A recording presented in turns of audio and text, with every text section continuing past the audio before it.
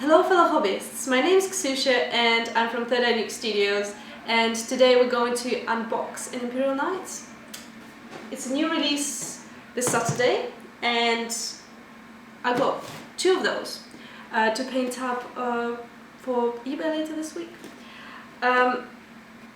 This model actually comes with its own codex, which will be released next week. Which came a bit of a surprise to me because I initially thought it was going to be part of a Space Marine codex, but apparently not. It's actually like a separate army or something like that, and you can ally, the rumor has it, you can ally with like every other army, so like Tyranids can ally with them. I don't know if that's true, that does sound very, very strange because Tyranids can't ally with anyone, but if it's true, it's quite cool. It's really cool. It's very interesting. It's something kind of new in the Warhammer game. Yeah, it's cool. So anyway, at the back here you've got different colour schemes you can do, different factions. I'm not quite certain yet what they mean. Like, I heard they aren't exactly the same as Space Marine factions, although they might look the same, but we'll find out next when the codex comes out. Here are some comparison size. So I assume that's a Dread Knight, so it's much bigger. In fact, talking about size, the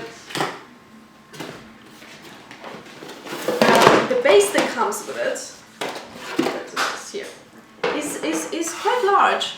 It's much larger than your average oval large base. So it's actually larger than the largest size at the moment. So inside we've got instructions and transfer sheets, the parts. Here, as you can see, it's actually full of very small scale parts, so it would take a few of those parts to actually make one arm or one leg, and there are a few quite large as well. For example, this shoulder pad here, this is an actual shoulder pad for this model, and this is an example of a Space Marine shoulder pad, so the scale is quite large. Here's a transfer sheet. It's actually missing some of the symbols that you can see the model have in the magazine, and in order to achieve that look you actually do have to buy a separate sheet. It's £12, I'm afraid, but it will allow you to do the yellow and the white color scheme, some of the other color schemes, unless you're just happy to paint it freehand. You can make two versions out of the set. You can make a Knight Paladin and Knight Errant.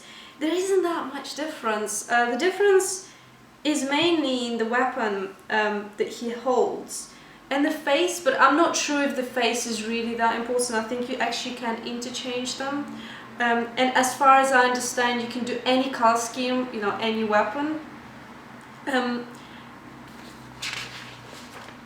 The only kind of new addition to the instruction I found at the end is that there is actually a photo of a transfer sheet with different labeling. So it actually tells you which transfers to put where and what faction they belong to, and overleaf. It's a sort of a more like a better view with the front part of the model and the shoulder pad view of the model, and it kind of tells you which faction has which symbol. So it's kind of handy if you're not quite certain, and it's not very clear, I think, without the codex, so it is kind of handy it's there. As for the actual make, consider we did buy two boxes, so I did actually make one tonight. Oh my god, it took me 3 hours to make it. It was really quite complex. I would say the instructions are quite straightforward, like all the parts fit and stuff like that, but it's just very, you know, it's just complex. It's, you know, one arm takes, you know, so long, and, you know, by the time, you know, you connected, it takes for, and me and Chris did it together, so it probably would have taken me much longer otherwise. So here is the model. This is how it compares in size to this half unpainted Riptide, so it's rather large model. As for the gun, as I mentioned earlier, the only thing that changes in this model is the gun, if you want to make one or another version of it. And here I actually left it unglued just to show you that this is the sort of, you know, part that would go there. And you possibly could magnetize it, but it will cause difficulty because this thing is in the way. You would have to sacrifice taking that off. And this part as well is, sorry about that, I live in a busy city area. This part actually also is different on this part, but if you sort of make sacrifices on the looks that, you know, it's not one or not the other, you can actually get it magnetized if you wish so. The other thing is, which is quite good, is that, you know, before you fix it, there's a lot of possibility to turn it around and you know, position it really the way it looks the nicest, and then glue it, or if you want to leave it unglued, but I think it kind of scratches the paintwork, so we're gonna glue it down.